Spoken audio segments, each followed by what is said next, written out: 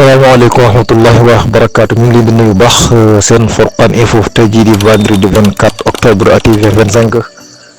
19 jot na ba tegal 50 juróom-ñeent ci ay simili ñu dikk rek yéen ci xibaaru bitim réew yi.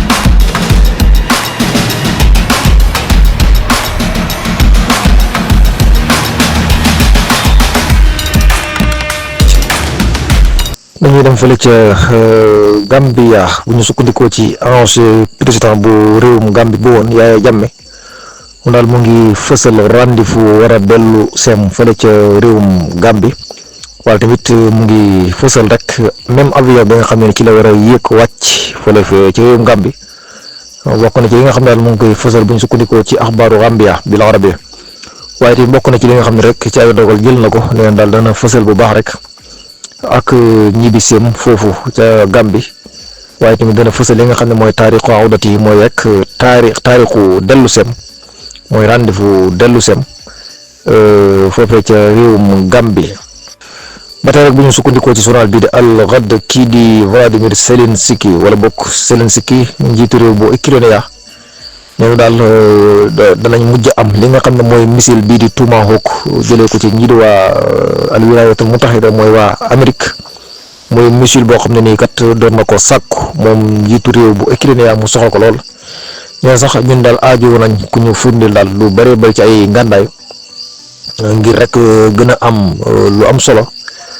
ci lu jëm ci défense aérienne bi waaye tamit ngir gën a sàmm rek li nga xam ne mooy sunu civil yi. waaye tamit ñu ngi am jubluwaay rek ngir gën a renforcer suñu défense aérienne bi ngir mën a jaamaarloog ñi nga xam ne ñoo waa Russie waaye tamit Poutine ci jëmmi boppam daal warul rek mën a confirmer li nga xam ne mooy objectif am fii ci suuf si di suufu Ukraine. ba tey rek bu ñu sukkandikoo ci xibaar seen Furqan info li nag ab biis la boo xam ne daal fële ci Inde réewum Inde biis la boo xam nag dafa dajeeg benn moteur boo xam ne wala boog benn moto. fële ci benn état bu tudd Andhra Pradesh ca ndeyjooru Inde mu waral nag accident boo xam ne daal lu toll ci 20 morts am na ca muy lu doy waar nag mooy ab accident bu doy waar bu métti waaye tamit ay blessures yoo xam ne daal takku nañ fokk nattu ci méttiwaay rek yegg na fa muy lu doy waar fee ci réewum Inde. bu ñu sukkandikoo ci xibaar yi ba tey rek sukkandiku ci TRT Arabiyun force garde révolution bu civil bi bu Espagne dafa intercepté lii di benn véhicule boo xam ne mu ngi sëfoon lu toll ci 1,7 tonnes ci yamba jëmoon fële ca ville bu Kats waaye tamit jàpp nañu lu toll ci 4 membres yoo xam ne ni ñu leen di dut baaraam nekkat ñoom ñoo doon rawale loolu jëm ci alxasis boobu te mooy rek ñax mu bon wala boog yamba jooju. ba tey rek bu ñu sukkandikoo ci xibaar yi sukkandikoo ci Al Jazeera kii di affaires étrangères bu wala bokk ki wuutu affaires étrangères bu Nervis mu ngi xamal rek ne waa Israël kat war na ci ñoom ñu ànd ak responsable boo xam ne day ànd ak luwaa yoo xam ne ni moo ñuy permettre daal ñu fexe ba dugal aide yi fële ci bande de Gaza muy aide humanitaire yi mu daal waa Israël rek war nañu am benn responsable boo xam ne qaanuniyatun day nekk lu waayit loo xam ne daal gën a mën a permettre aide yi mën a dugg fële ci bande Gaza bu baax a baax bu ñu sukkandikoo ci Al Jazeera ba tey rek bu ñu sukkandikoo ci xibaar yi waaye source bi jëlee ko ci rek dirigeant yu Palestine yi nee na équipe yi nga xam ne ni ñoo war a waxtaan jëmee ci li nga xam ne ni mooy mbiru gouverner lii di bande de Gaza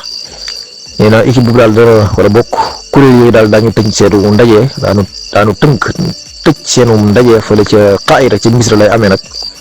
ginnaaw weer woo xam daal ñu ngi recherche rek avenir bande de Gaza ak gouverner gi ñu war a gouverner bu ñu sukkandikoo ci texte bi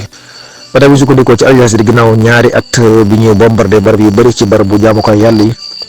ñu nemmeeku nag ak joxe jullik àjjuma ca jàkk ji di al Faruq masjidul Faruq nga xam daal ginnaaw bi nga xam ne ubbiwaat nañ ko ba réparé ko ginnaaw ay yàqu-yàqu yu bàyyi ko ci jeexantalu guerre bii di bande de Gaza mujj gi nag amoon nañ fa jullik àjjuma gu mucc ayib ba tey bu ñu sukkandikoo ci Al Jazeera sukkandikoo ci ay sources yu sécuritaires yu Israël yi di xam ne rek gisuñ benn signe ci waa Croix-Rouge daal ci ñu bokk waa Croix-Rouge daal gisuñ benn mandarga wala benn signe daal buy tegtale daal gisaan nañ yeneen mort ba war koo indi ci waxtu yii di ñëw nee daal gisuñ benn signe bu ñuy wan ne am na moor wala bokk koor boo xam ne mu ngi ci barab sàngam wala ko day mel ni séentuñ daal benn koor boo xam ne dina ñëw ci waxtu yii ñu toll. ba tey bu ñu sukkandikoo ci Al Jazeera bu Misri fa Volodymyr Zelensky njiitu réew bu Ukraine nee na Russe yi ci jëm boppam bëggul sax guerre bi dakk Poutine tamit bëggul ay négociation waaye war nañoo teg ay pression yu métti ci kaw kii di Poutine ngir mu nangu ñu teg wala boog ñu toog ci table bi waxtaan def ay négociation waaye daal nee na man sama jëm bopp sax maa ngi waaj lu ma mën rek ngir dajeek ñoom ngir teg programme waaye tamit ay normes yoo xam ne daañu ko mën a tënk sur les tables. ba tey rek bu ñu sukkandikoo ci xibaar yi seen wala boog bu ñu sukkandikoo ci Al Jazeera seen Furqan Info ginnaaw ñaari at yu mat sëkk rek ñii di équipe défense bu civil bi fële ca bande de Gaza day mel ni daal réussir na